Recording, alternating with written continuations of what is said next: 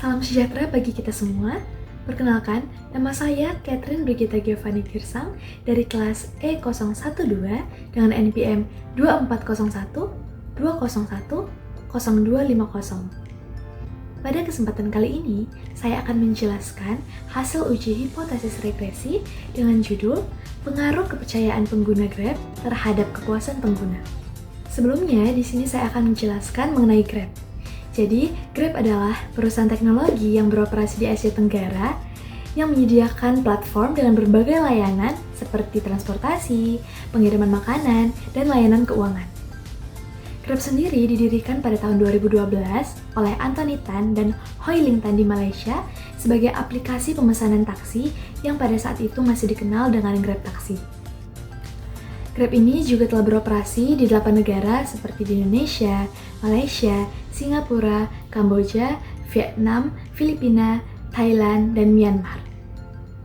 Selanjutnya ada uji hipotesis regresi, di mana uji hipotesis regresi ini adalah metode statistik yang digunakan untuk menguji hubungan antara variabel dependen dengan variabel independen, di mana hal ini ditujukan untuk menentukan apakah ada bukti yang cukup untuk mendukung hipotesis pengaruh variabel independen terhadap variabel dependen dari data yang telah kita peroleh atau yang kita kelola. Konsep dasar uji hipotesis regresi ada dua. Yang pertama ada hipotesis 0 atau H0, dan yang kedua ada hipotesis alternatif atau H1. Di mana H0 di sini menyatakan tidak ada pengaruh yang signifikan dari variabel independen terhadap variabel dependen. Sedangkan H1 di sini menyatakan adanya pengaruh yang signifikan dari variabel independen terhadap variabel dependen. Selanjutnya ada regresi linear, di mana regresi linear ini adalah metode statistik yang digunakan untuk menganalisis hubungan antara satu atau lebih variabel independen atau variabel X dan variabel dependen atau variabel Y, yang bertujuan untuk memprediksi nilai variabel dependen dari nilai variabel independen.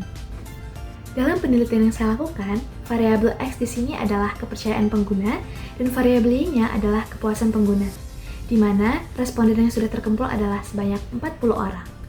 7 diantaranya menjawab tidak pernah menggunakan aplikasi Grab, sehingga data yang dapat saya olah adalah 33 data. Untuk karakteristik respondennya, di sini saya menggunakan usia, jenis kelamin, tingkat pendidikan, dan gaji per bulan. Oleh karena itu, diperoleh data sebagai berikut. Untuk media perhitungannya, di sini saya menggunakan Statistic Kingdom. Selanjutnya ada R-square, di mana R-square ini adalah nilai hasil perhitungan yang menunjukkan besar kecilnya variabel independen mempengaruhi variabel dependen. Dari data yang saya kelola, dihasilkan R-square sebesar 0,5861 yang menunjukkan bahwa 58,6% dari variabilitas Y dijelaskan oleh X. Sisanya sebesar 41,4% dipengaruhi oleh variabel lain seperti harga, fitur yang mudah digunakan, dan lain sebagainya. Selanjutnya ada F-hitung. F-hitung di sini adalah nilai statistik yang diperoleh dari uji F yang digunakan untuk menguji hipotesis dalam menentukan apakah ada perbedaan yang signifikan dari dua atau lebih kelompok. F-hitung nantinya akan dibandingkan dengan F-tabel, di mana ketika F-hitung lebih besar dari F-tabel, maka model regresinya adalah signifikan, yang artinya variabel independen ini memiliki pengaruh yang nyata terhadap variabel dependen.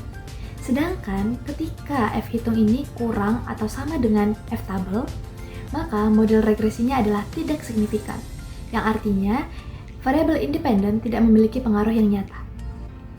Dari data yang saya kelola, saya mendapatkan hasil F-hitung sebesar 43, selanjutnya ada F-tabel, di mana F-tabel ini adalah tabel statistik yang digunakan untuk menentukan apakah ada perbedaan yang signifikan antar kelompok data. Untuk menghitung F-tabel, kita perlu menghitung distribusi F, di mana df1 sama dengan jumlah variabel dikurang 1, dan df2 sama dengan jumlah data atau jumlah responden dikurang jumlah variabel. Dari data yang saya kelola, dapat dihasilkan df1 sama dengan 2 dikurang 1 sama dengan 1. 2 di situ adalah jumlah variabel, lalu dikurangi dengan 1, maka hasilnya 1. df2 sama dengan 33 dikurang 2 sama dengan 31, di mana 33 itu adalah jumlah responden atau jumlah data, lalu dikurangi 2 di situ adalah jumlah variabel yaitu X dan Y, maka memperoleh df2 sama dengan 31. Oleh karena itu dapat dihasilkan f-tabel dengan nilai 4,16. Maka ditentukan bahwa f hitung sebesar 43,8946 lebih besar dibandingkan f-tabel dengan nilai 4,16. Selanjutnya ada p-value, di mana p-value ini adalah probabilitas untuk mendapatkan hasil uji secara acak dengan asumsi bahwa H0 atau hipotesis 0 itu adalah benar. Ketika p-value kurang dari 0,05, maka kita dapat menolak H0. Hal ini dikarenakan terdapat bukti yang cukup untuk menyimpulkan bahwa adanya perbedaan yang signifikan. Sedangkan ketika p-value lebih atau sama dengan 0,05, maka kita tidak dapat menolak H0. Hal ini dikarenakan tidak adanya bukti yang cukup untuk menyimpulkan bahwa terjadinya perbedaan yang signifikan. Dari data yang saya kelola, dihasilkan p-value sebesar 0,00000299, yang artinya p-value kurang dari 0,05 sehingga kita tidak dapat menolak H0. Setelah mengetahui data regresi pada uji hipotesis, maka akan terbentuk 3 grafik, yaitu grafik line fit plot, prediction online, dan residual plot.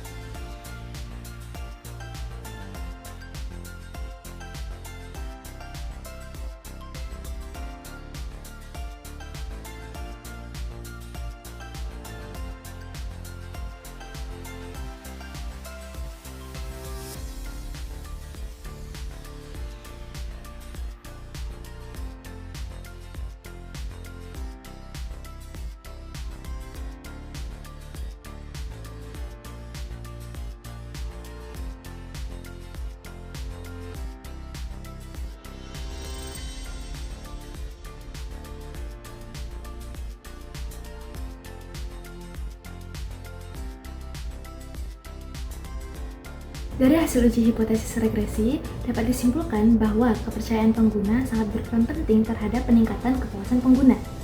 Dengan berfokus kepada peningkatan kepercayaan pengguna, maka nantinya perusahaan akan dapat mencapai tingkat kepuasan pelanggan atau pengguna yang lebih tinggi lagi dan dapat menjalin hubungan yang lebih lama dengan mereka. Yang terakhir adalah saran. Saran yang pertama yaitu peningkatan kualitas layanan, seperti pemberian pelatihan kepada para driver untuk melayani pelanggannya dengan baik dan benar. Yang kedua ada komunikasi dan transparansi, di mana di sini Grab diharapkan mampu memberikan kejelasan informasi baik itu berupa tarif maupun kebijakan layanan. Yang ketiga adalah responsif terhadap keluhan pengguna, di mana Grab di sini diharapkan mampu meningkatkan tim layanan pengguna dan dapat menyelesaikan masalah pengguna dengan cepat. Sekian penjelasan yang dapat saya berikan. Kurang lebihnya saya mohon maaf. Terima kasih.